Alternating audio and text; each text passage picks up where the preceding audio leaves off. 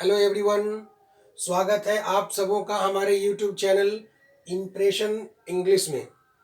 आज इस वीडियो के अंतर्गत हम लोग सीखेंगे टाइम एंड टेंस का तीसरा दिन। चैप्टर का नाम है प्रेजेंट कॉन्टिन्यूअस टेंस। इसके पहले वाले वीडियो में हमने प्रेजेंट इंडेफिनिट टेंस का यूज़ पढ़ाया है और इसके जस्ट बाद जो नेक्स्ट टेंस है वो है प्रेजेंट कॉन्टिन्यूअस टेंस। आज हम लोग इसके यूसेज के बारे में बात करेंगे। चैप्टर की शुरुआत करने से पहले मैं चाहूँगा कि वैसे व्यूअर्स जो इस वीडियो को पहली बार देख रहे हैं, अगर आपने हमारे चैनल को अभी तक लाइक या सब्सक्राइब नहीं किया है तो कृपया लाइक और सब्सक्राइब कर लें ताकि हमारा हर एक नया वीडियो आपको सबसे पहले मिलता रहे। आइए हम लोग इस चैप्टर में आज पहला यूज सीखेंगे कि प्रेजेंट कॉन्टिन्यूअस टेंस का प्रयोग हम लोग कहाँ कहाँ और कैसे करते हैं। मैंने फर्स्ट यूज में लिखा है कि this tense is mainly used, यानी इस टेंस का मुख्यतया प्रयोग किया जाता है फॉर दोज एक्टिविटीज, उन क्रियाकलापों के लिए विच आर गोइंग ऑन, जो जारी हो, जो चल रही हो, at the time of speaking, बोलने के समय। मतलब कहने का कि इस प्रेजेंट कॉन्टिन्यूअस टेंस का प्रयोग वैसी क्रियाकलाप के लिए की जाती है जो बोलने के समय चल रहा हो। अगर कोई कार्य at the time of speaking mode में जारी है, कॉन्टिन्यूअस मोड में है, चल रही है, तो उसको बतलाने के लिए, उसको बोलने के लिए प्रेजेंट कॉन्टिन्यूअस टेंस का प्रयोग किया जाता है। एक एग्जाम्पल हम लोग देखें इसका।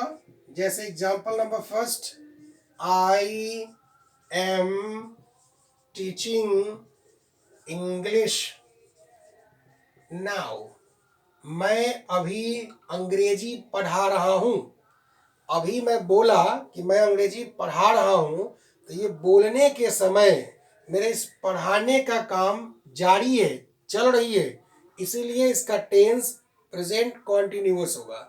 अब ऐसा कोई भी काम जो आपके आंखों के सामने चल रही है, पंखा चल रही है, बल्ब जल रही है, रिकॉर्डिंग हो रहा है, बच्चे शोर मचा रहे हैं, है ना, इस तरह का कोई भी काम जो बोलने के समय चलती हैं, वो सब का सब प्रेजेंट कॉन्टिन्यूअस टेंस का वाक्य होता है। और इसका जो स्ट्रक्चर होता है बिल्कुल आसान है। सबसे पहले वाक्य से सब्जेक्ट लेते हैं, ये सारे वाक्यों के फॉर्मेशन में होता है। इसके बाद प्रेजेंट का helping verb is, am, are में से कोई एक जैसा सब्जेक्ट होगा उसके अनुसार। तब इसके बाद मेन वर्ब का चौथा रूप। मेन वर्ब का चौथा रूप कहने का मतलब कि वर्ब का जो मूल फॉर्मेशन है, जिसको वर्ब वन हम लोग बोलते हैं, उसमें आईएनजी का प्रयोग कर देना V4 कहलाता है।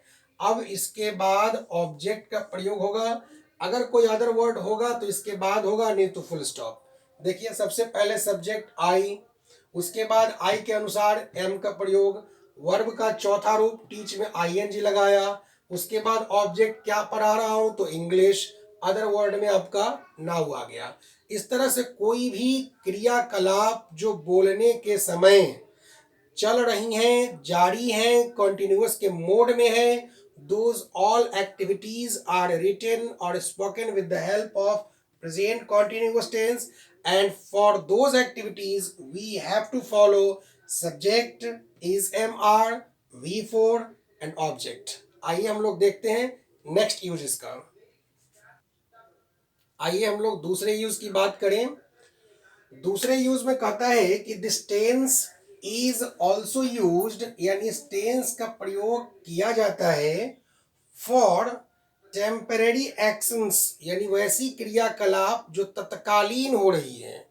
अभी तत्कालीन कोई क्रियाकलाप घटित हो रही है और उसके बाद उसके काम के होने की, समाप्त होने की संभावना है, तो वैसी क्रियाकलाप के लिए भी टेंस का प्रयोग किया जाता है। देखिए, इसमें और इसके पहले वाले यूसेज में विशेष कोई बात नहीं है, थोड़ा सा हमने कंडीशन को एक दो एक्स्ट्रा कर दिया है। आप इसको और पहले वाले को भी जोड़ कर देखेंगे तो लगभग एक ही बात होती है कि at the time of speaking जो भी क्रियाकलाप चल रहे वो सब उसी में आता है, वो चाहे टेम्परेरी हो या फिर जो भी जिस स्थिति में भी हो। जैसे एग्जाम्पल देखिएगा, एग्जाम्पल नंबर फर्स्ट हम लोग देख लें। Patna is facing electricity city problem nowadays. Patna is facing electricity problem nowadays. Patna इन दिनों विद्युत की समस्याओं का सामना कर रहा है, यानी विद्युत की समस्याओं से जूझ रहा है। तो ऐसा नहीं है कि इसकी समस्या स्थायी है।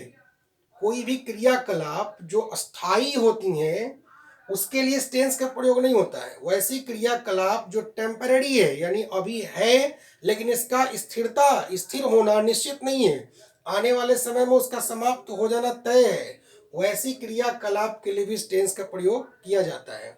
स्ट्रक्चर वही है जो हमने बैक में आपको बताया, सब्जेक्ट के साथ इज एम आर, वर्ब का चौथा रूप, उसके बाद ऑब्जेक्ट। आप अगर इसको समझ रहे हैं तो भी ठीक है, नहीं तो आप इसको पहले वाले कंडीशन से भी जोड़कर अगर पढ़ेंगे समझेंगे तो कोई दिक्कत नहीं है। आइए कि स्पेशल कंडीशन और हम लोग बात करें इस टेंस के अंतर्गत। आइए हम लोग बात करें कंडीशन नंबर 3 की, यूसेज नंबर 3 की।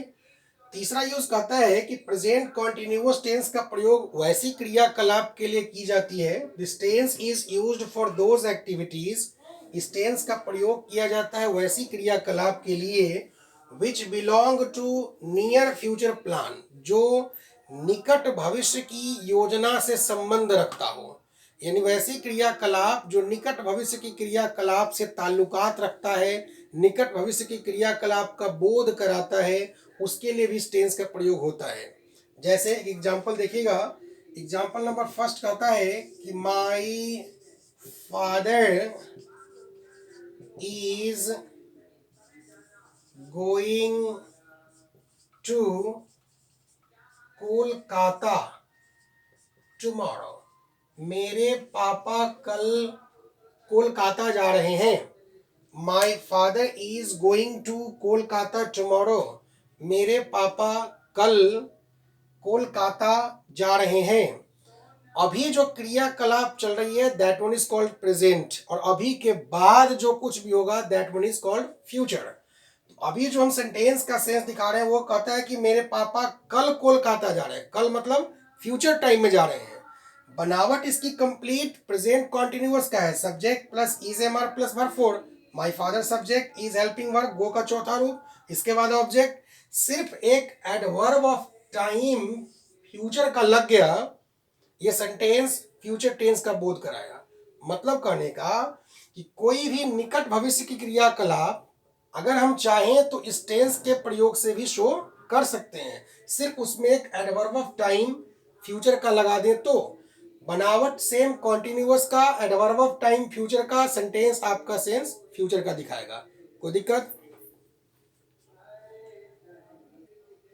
आइए बात करें एक नोट की।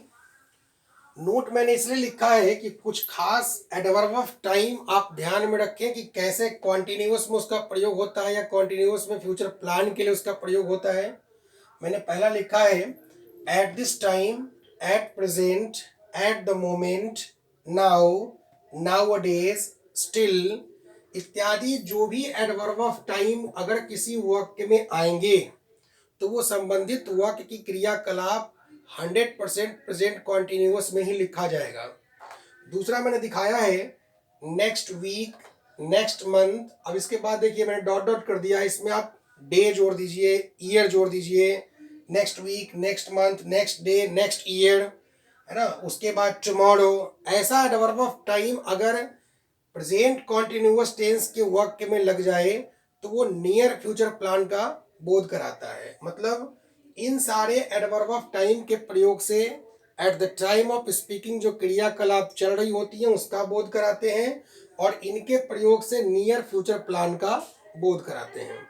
अब इसमें खास बात और है, जैसे अगर आप बुक इत्यादि का अध्ययन करेंगे या अन्य किसी जगह पर इसको पढ़ेंगे तो ये भी चर्चा में आता है कि कुछ ऐसी क्रियाकलाप हैं जो इस टेंस के अंतर्गत बोलने या प्रयोग करने के लिए मना होता है। जैसे verbs of emotions, feelings, ideas, perceptions, उन सारे वर्ब्स को इस टेंस में प्रयोग के लिए मना किया हुआ है। तो मैंने इन बातों की चर्चा इसके पहले वाली जो वीडियो हमारे बने हैं प्रेजेंट इंडेफिनिट के अंतर्गत उसमें हमने किया है।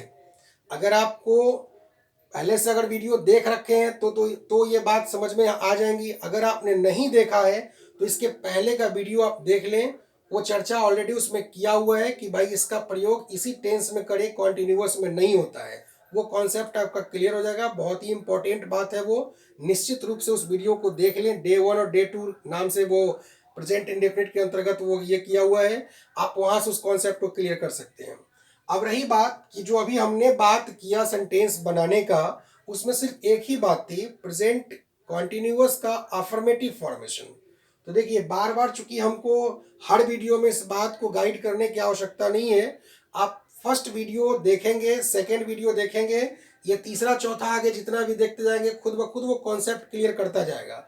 जैसा कि मैंने फर्स्ट में बताया था कि अफर्मेटिव अगर किसी भी सेंटेंस का हम लोग बनाते हैं तो उसका नेगेटिव चेंजिंग होता है। इंटेरोगेटिव में दो टाइप बनते हैं, एक यस नो क्वेश्चन और दूसरा WH question. Yes no question और WH क्वेश्चन, और इसी दोनों को फिर नेगेटिव के साथ जोड़ देंगे तो एक हो जाएगा यस नो नेगेटिव और WH नेगेटिव। वो हमने इसके पहले वाले टाइप में समझाया भी है। आपको सिर्फ करना क्या है कि जो helping verb is am are यहाँ पर लगा है उसमें आप नॉट का प्रयोग कर दीजिए। जैसे I am going to market, ये अफर्मेटिव है।